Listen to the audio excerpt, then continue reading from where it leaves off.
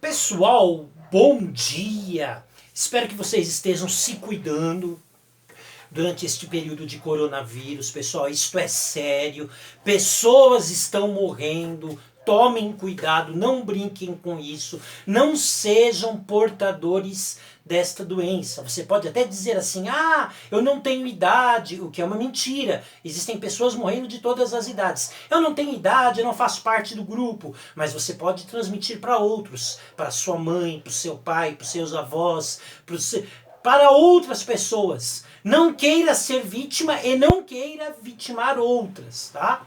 Então, iniciar essa aula aqui desta forma. Esta aula, ela será endereçada para 3 grupos de pessoas distintos. Esta mesma aula será postada para um grupo do 7º ano fundamental ali do Dom Paulo, como será também postada para um 2º ano médio do Ari Gomes, como também será postada para o 2º ano do EJA, ali no Ribeiro, ok? Então, esta aula está sendo endereçada para esses 3 grupos aí, são 2 salas de 7º anos no Dom Paulo, acho que são 2 também no Ari Gomes e uma no Ribeiro. Então são aí aproximadamente de 5 a 6 aulas, 6 salas de aula que terão acesso a esta aula, ok? Nós vamos falar sobre o Renascimento, que é um tema que eu já trabalhei em sala de aula para todos. Então isso aqui é uma aula, na verdade, de revisão, ok? Muito importante. Está tendo aí atividades que vocês vão ter que fazer para nos entregar, para que nós possamos fechar as notas desse primeiro bimestre que irá findar-se agora no final do mês de maio. E as atividades são de acordo com este tema, Renascimento. Para nós começarmos a falar sobre o Renascimento, é necessário que nós entendamos o contexto histórico que ele surge. E para isso nós vamos precisar dar um passo atrás e voltarmos ao contexto do feudalismo. Ok? O que foi o feudalismo? Eu já trabalhei isso em sala de aula com vocês. Os feudos eram unidades rurais. Eram como se fosse uma espécie de uma grande fazendona cercada de muro por todos os lados. Dentro desta fazenda existiam 3 ordens distintas. Eu estou falando ordem, não disse classes sociais, porque classes sociais existe a possibilidade de ascensão. No caso de ordem, não, ok? Então, eram 3 ordens. Quais eram estas ordens? A nobreza, que fazia parte da nobreza, os senhores feudais, os donos dessas grandes fazendas, e os cavaleiros, né, que eram os nobres, os cavaleiros era a espécie da milícia, da polícia da época.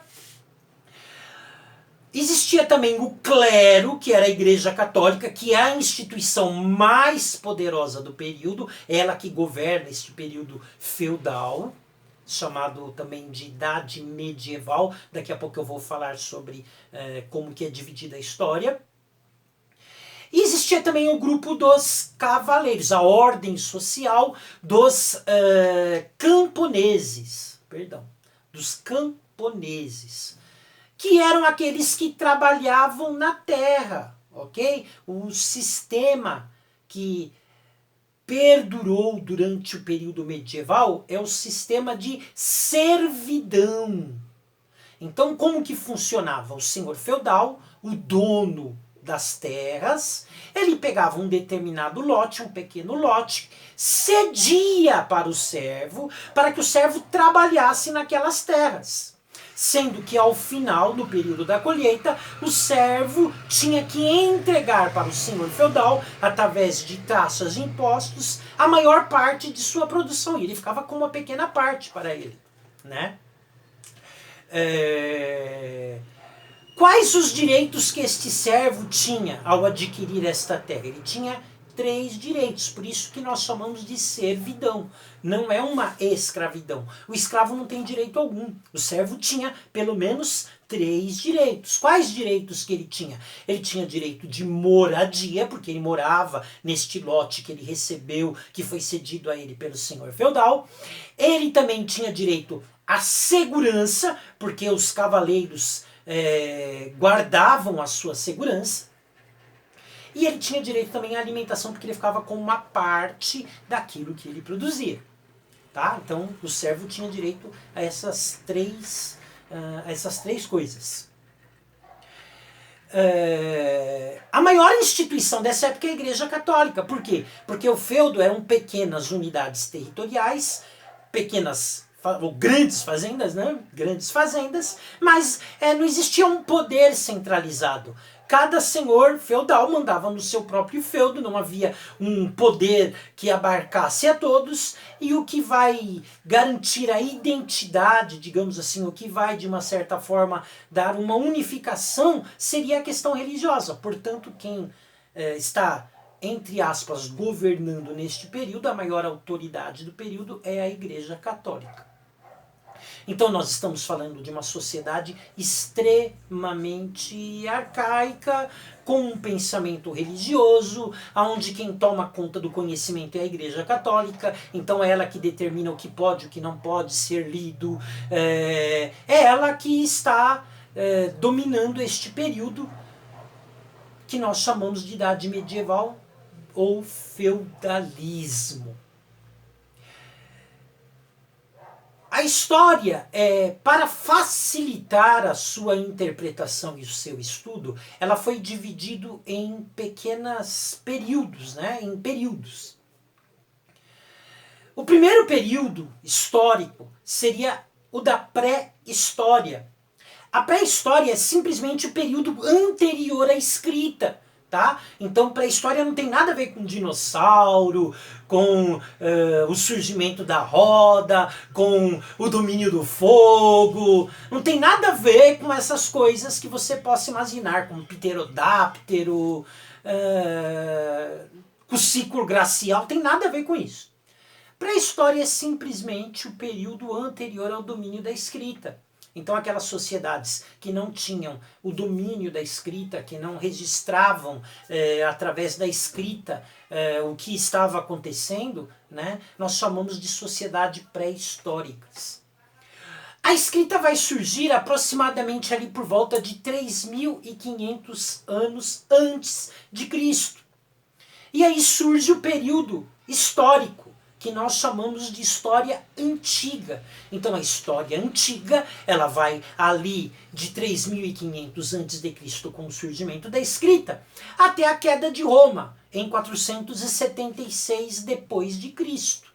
Né? Então são aí 3.500 mais 500, nós podemos dizer aí cerca de 4.000 anos seriam abarcados pelo período da história antiga.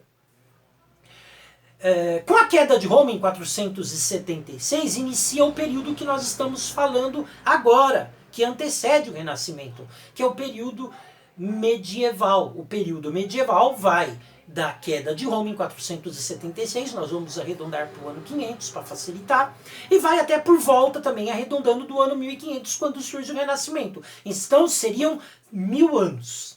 Que muitos vão chamar dos 1000 anos das trevas, né? Que é o período medieval, período chamado de feudalismo, período feudal, em que vigora a servidão. Em 1500, com o Renascimento, começa aquilo que veio a se chamar de Idade Moderna. A Idade Moderna vai de 1500 até 1789, com a Revolução Francesa. Então são aí 279 anos, né? 1789, isso. São 289 anos. Cerca de 300 anos seria o período da Idade Moderna. E aí, em 1789, com a Revolução Francesa, inicia a Idade contemporânea que vai de 1789, com a Revolução Francesa, até o período do coronavírus, em 2020, né? Ou seja, até os dias atuais, nós estamos falando de história contemporânea. Mas voltando então para o período que antecede o Renascimento, para nós entendermos a importância e o porquê dele, o feudalismo durou 1000 anos, aproximadamente, de 500 com a queda de Roma até 1500 com o Renascimento. E era uma sociedade extremamente fechada com um pensamento religioso. E de que forma que começou, digamos assim, o feudalismo ele começou a se deteriorar, de que forma que houve essa ruptura, essa mudança de sociedade. Após 1000 anos, o feudalismo ele começa a saturar. Aquelas terras que até então eram consideradas enormes, grandes, suficientes para esse sistema, ela deixa de ser suficiente, deixam de serem suficientes, porque acontece uma explosão demográfica, ou seja, nasce muita gente. E aí, com o maior número de pessoas, as terras começam a ficar, não darem mais conta da demanda. E o povo começa a passar fome. Não tinha terra para produzir alimentação para todos. Conforme vai nascendo, a pessoa vai ficando com uma terra cada vez menor. E aí existe também, é necessário um rodízio na questão da agricultura. Você não pode plantar. Você tem que dar um tempo para a terra ela descansar para a próxima colheita. E já não dava mais para dar esse descanso, porque as terras se tornaram insuficientes. E aí o que acontece? Quanto mais você plantava, menos você colhia, porque você não dava o tempo de descanso da terra necessária para ela produzir de acordo à necessidade. O povo começa a passar fome. E aí eles vão questionar quem? A maior instituição da época. Quem é a maior instituição da época? A igreja. E eles começam a questionar a igreja, dizendo, olha, vocês estão ricos, nós estamos passando a necessidade, vocês precisam fazer algo. E a igreja ela vai jogar o foco para uma outra situação. Ela vai dizer o seguinte, olha, Jerusalém, a cidade santa em que Jesus viveu, ela caiu na mão dos muçulmanos. Os muçulmanos é a galera do Bin Laden, né? Eu tô falando assim porque tem o pessoal do 7º ano, tá? Então eu tenho que falar com essa... É a galera do Bin Laden, aquele pessoal barbudo, com aquelas mantas tal, né? Os muçulmanos. Caiu na mão dos muçulmanos e as terras santas, né? Estão na mão dos pagãos, está acontecendo um pecado de sacrilégio, né? Os objetos santos estão sendo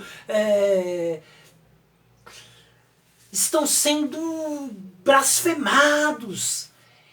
Aqueles que forem libertar Jerusalém da mão dos muçulmanos, a Igreja Católica promete um monte de coisa para eles, terras, honra, né? Riquezas, promete um monte de coisa, até mesmo porque sabia que todo mundo ia morrer, né? Então, para quem vai morrer, você pode prometer bastante coisa. E morreram mesmo, né? Morreram mesmo. E aí eles ficam naquele pensamento, poxa, a gente vai ficar aqui no feudo, passando fome, sem perspectiva alguma de vida? Vamos nessa! Vai que dá certo! Vai que a gente chega lá e conquista! Pelo menos a gente sai dessa perspectiva. Criou-se uma nova perspectiva. Vamos tentar a sorte. De repente a gente consegue conquistar, a gente ganha riquezas, a gente ganha honra, ganha fama. Pelo menos nós saímos aqui dessa letargia. Ó. Criou-se uma expectativa. Vou ficar aqui passando fome para quê? E aí vão acontecer grupos de pessoas para irem tentar libertar Jerusalém dos muçulmanos. Estas expedições nós chamamos de cruzadas. Cruzadas, porque foram várias. Nós estamos falando de cerca de 200 anos de processo. 200 anos aconteceram as cruzadas. Então o povo sai para tentar libertar Jerusalém dos muçulmanos. Vão conseguir? Não! Tanto que está lá a questão palestina até hoje. Até hoje, os muçulmanos estão lá nas terras consideradas sagradas pelos cristãos. Está aí a questão da faixa de Gaza, né? Mas é outra história, não vou entrar nisso. Mas os muçulmanos estão lá até hoje. Os cristãos vão conseguir? Não! Se os cristãos não conseguiram, por que as cruzadas foram tão importantes então? Porque são elas que acabam com o isolamento do período feudal. Vão surgir estradas, rotas entre esses feudos que ficavam na Europa até Jerusalém. Então, eles vão cruzar a Europa. Então vão surgir estradas. À beira das estradas existem os comércios, que é onde a pessoa vai parar para se alimentar, ela vai parar para descansar, para trocar ali a ferradura do cavalo, para pegar armas. Vão surgir comércios, é natural que à beira de toda a rota, à beira de toda a estrada, tenham comércios. Esses comércios que vão surgir irão se chamar burgos. Da onde vem o termo burguesia, burguês, burguesa, vem de burgos. O que são os burgos? Pequenos centros comerciais que surgiram à beira dessas rotas que que surgiram principalmente neste período das cruzadas, em que eles estão cruzando a Europa em direção a Jerusalém. Esses burgos, que eram pequenos centros comerciais, onde estava a burguesia. Quem são os burgueses? Neste período, a burguesia são esses comerciantes. Só que eles vão deixar de ser pequenos comerciantes e vão passar a ser grandes comerciantes. E esses burgos, que eram pequenos centros comerciais, com o passar do tempo vão deixar de ser pequenos centros comerciais e vão se tornar as cidades. Ok? Então alguns burgos famosos da época aí. Olha, o burgo de Florença, o burgo de Gênova, o burgo... tem vários burgos famosos que se tornaram grandes cidades aí. Né? De Veneza, por exemplo, né? Era um burgo. O burgo de Champagne, que vai dar origem, né? Que foi lá que surgiu esta bebida chamada champanhe, né? No burgo de Champagne que se tornou uma cidade também. Então esses burgos vão se tornar as cidades. Com o ressurgimento dessas cidades, aqueles que ainda estavam no feudo, eles vão pensar da seguinte forma: eu vou ficar aqui no feudo fazendo o quê? Passando fome. Eu vou para a cidade. E vai acontecer um êxodo. O que é um êxodo? É uma saída do povo que ainda estava no feudo, que não tinham saído em direção às cruzadas. Agora eles vão para as cidades. Com isso o feudo é esvaziado, acabou o feudalismo, e aí nós estamos agora numa nova situação. O povo está morando nas cidades. Porém, eles moram nas cidades, mas ainda pensam como alguém que vivia no feudo. Mora na cidade, mas pensam como alguém do interior. Mora na cidade, mas pensam como alguém lá do sítio, do mato, da roça. Então eles possuem uma mentalidade atrasada. Aquela mentalidade que foi impregnada por conceitos religiosos na Igreja Católica durante o período medieval. E o que é o Renascimento? Chegamos no Renascimento. O Renascimento é um movimento que vai surgir para fazer com que aquele que mora na cidade pense como alguém da cidade.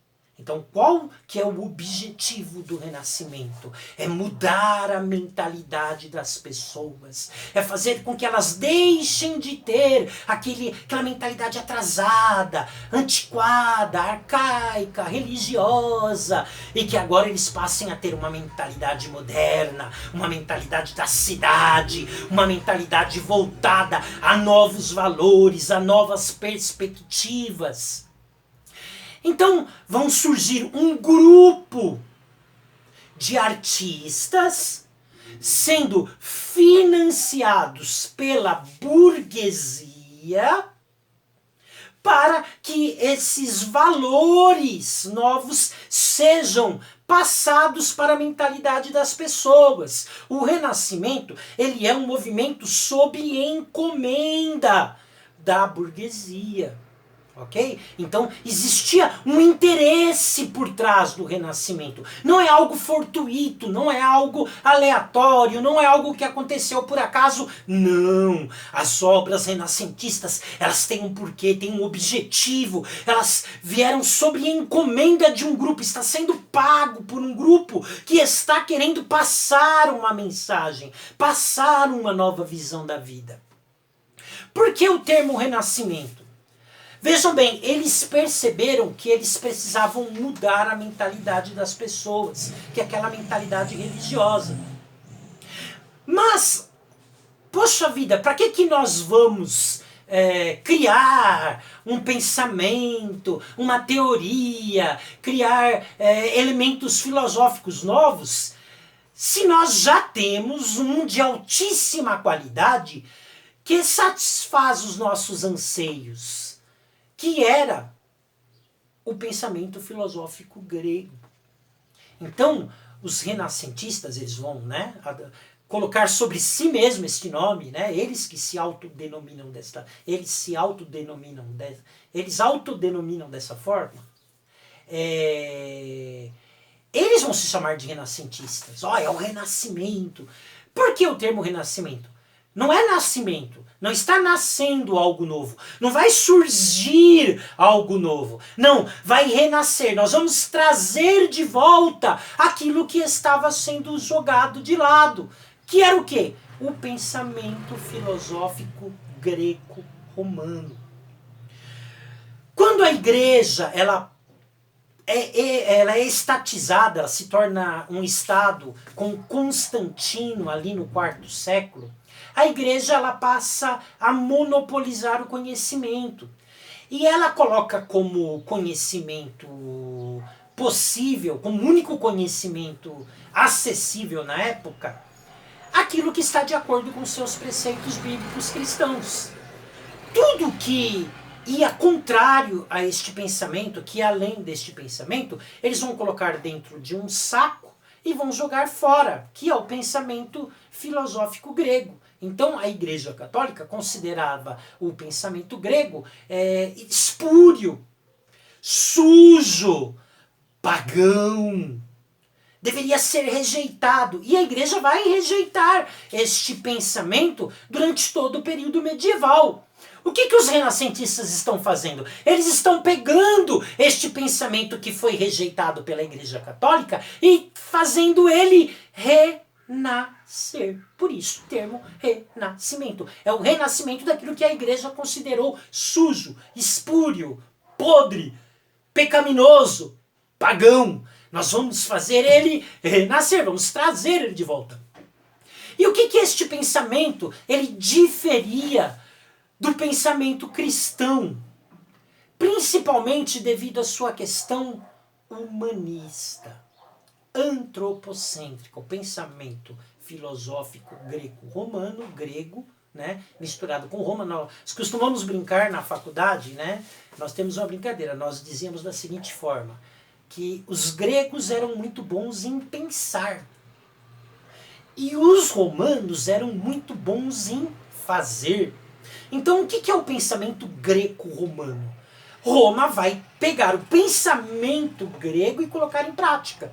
Porque um é bom em pensar, o outro é bom em fazer, juntou-se os dois e ficou algo bastante interessante, bastante forte, bastante coeso. Então o pensamento greco-romano nada mais é do que Roma colocando em prática o que havia sido pensado pelos gregos, porque os gregos eram bons em pensar, não muito em fazer. Os romanos eram melhor em fazer, não tanto em pensar. Então acoplou-se os dois e tornou-se o pensamento greco-romano.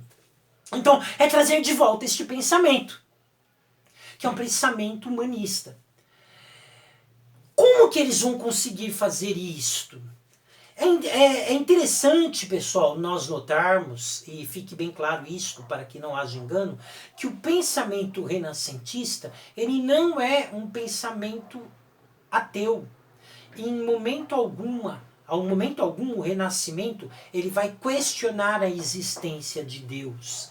E eles nem eram loucos de fazer isso, porque eles seriam queimados, eles seriam mortos, né? A maioria dos artistas renascentistas, inclusive, eles vão fazer obras sacras para ser colocado em igreja com motivos religiosos. Então, não desvincule a ideia de renascimento a ateísmo, a não crença a crença na não existência de Deus. Tira isso. O renascimento ele não tem um contexto ateu. O iluminismo vai ter, mas o iluminismo vai vir 200 anos após o renascimento, né? É matéria para outra aula. Mas o renascimento, ele não, em hipótese alguma, ele era contrário à ideia da existência de Deus, da criação. Mas ele defendia a ideia que era chamado da teoria do relojoeiro. E o que seria a teoria do relojoeiro? Seria o seguinte aspecto, a seguinte forma.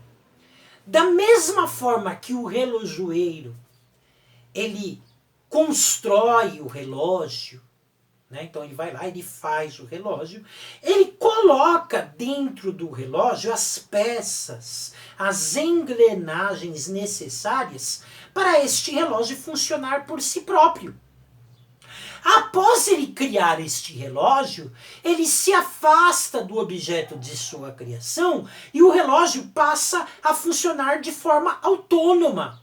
Ok? Então ele não tem mais um controle direto sobre a obra. O relógio ele funciona de forma autônoma, de acordo com aquelas com as peças e as engrenagens que o relojoeiro fez.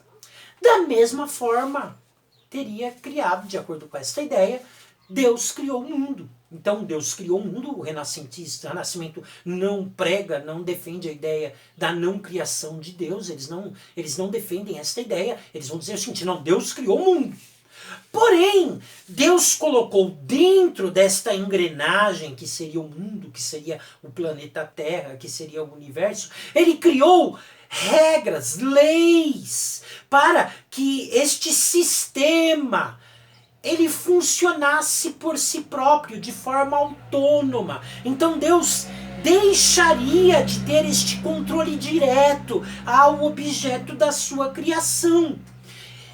Este objeto, o mundo, a Terra, o planeta, tudo o que aqui tem, ele funcionaria por si próprio, de forma autônoma, de acordo com as regras e engrenagens colocadas por Deus, que foi o seu Criador. Então, de acordo com essa ideia, Deus cria o mundo e ele se afasta. E a partir disso, o mundo começa a funcionar de acordo com as engrenagens e regras e leis estipuladas pelo próprio Criador.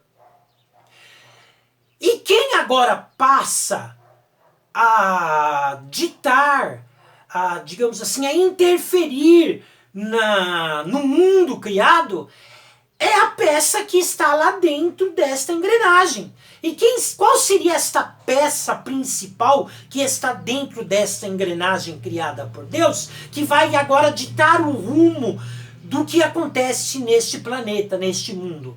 Esta peça seria o homem.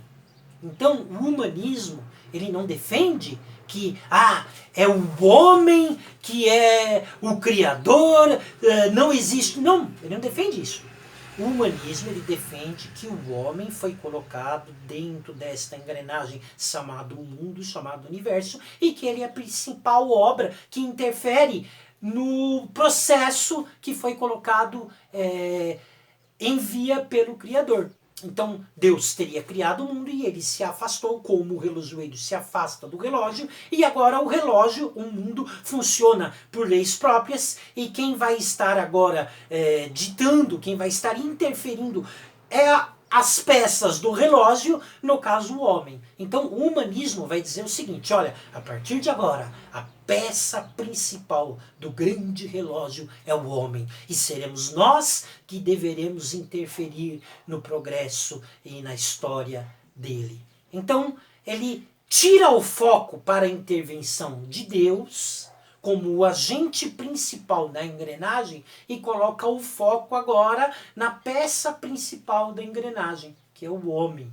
Ok? Por isso é o humanismo. Ele não defende a ideia de que Deus não criou. Ele defende a ideia de que Deus criou, mas colocou como peça principal desta grande engrenagem o homem. Por isso, humanismo. Este modelo humanista, ele vai ser levado às últimas consequências. Porque não basta apenas eu dizer e acreditar que é o homem que está agora encarregado do processo de colocar o mundo para frente. Como deve ser este homem? Já que somos nós, de que forma que nós devemos agir? Então o humanismo, ele defende a ideia da manifestação total do homem. É o homem desenvolvido em todos os seus aspectos. Então, o homem humanista, ele tem que ser um homem que deve ser rico. Ele deve lutar por prosperidade. Ele deve desejar prosperidade. Ele deve querer crescer economicamente, né? Então aquele pensamento antigo, olha, toma cuidado com a riqueza, que a riqueza ela é pecaminosa, o desejo, a riqueza é algo feio. Não! O Renascimento vai dizer não. O humanismo vai dizer que não. Olha, é bom ser rico. Você tem que querer ser rico. Você deve desejar ficar rico. Mas não basta ser rico. Você tem que ser inteligente. Você tem que ser sábio. Você tem que ser estudioso. Você deve crescer intelectualmente. Mas não basta ser rico e ser sábio e crescer intelectualmente. Você também tem que ter um corpo atlético, você deve malhar, você deve ter músculos, você deve ter uma saúde perfeita. Mas não basta apenas ser rico, não basta apenas ser uma pessoa intelectualmente evoluída, não basta apenas você ter uma saúde, um corpo malhado, bonito. Não, você deve desenvolver artisticamente, você deve saber tocar, você deve saber atuar, você deve saber escrever, você deve saber pintar, você deve se expandir em todas as áreas artísticas possíveis e imagináveis, né? Este é o homem do Renascimento, é o homem que deve desenvolver todas as suas potencialidades. É o homem no seu apogeu, porque eles acreditavam, e este é um pensamento sincero deles, tá? Eles acreditavam que seria possível, através da manifestação humana de todos os seus aspectos, que o homem fizesse um mundo melhor. Então cabe ao homem, está sobre os ombros do homem, é responsabilidade humana a criação de um mundo melhor, um mundo em que iremos vencer a ignorância, a fome, as doenças, iremos vencer tudo que existe de